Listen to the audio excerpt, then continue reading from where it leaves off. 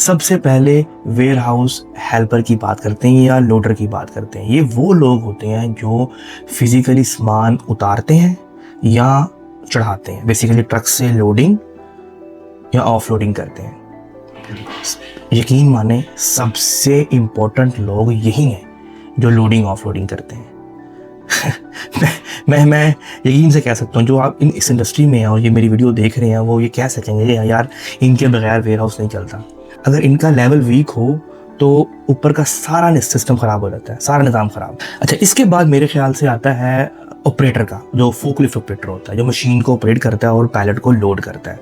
अगर ware house बड़े हों तो हैवी पैलेट्स होते हैं, मशीनरी होती है, उनको उठाया जाता है। और अगर फोकलिफ्ट का ऑपरेटर ट्रेंड हो तो ये काम बहुत आसान हो जाता है और सेफ्टी से कंप्लीट हो जाता है। याद रखें कि यहाँ सेफ्टी बहुत इंपॉर्टेंट है। किसी भी वेयर हाउस की कामयाबी का राज उसकी सेफ्टी में होता है।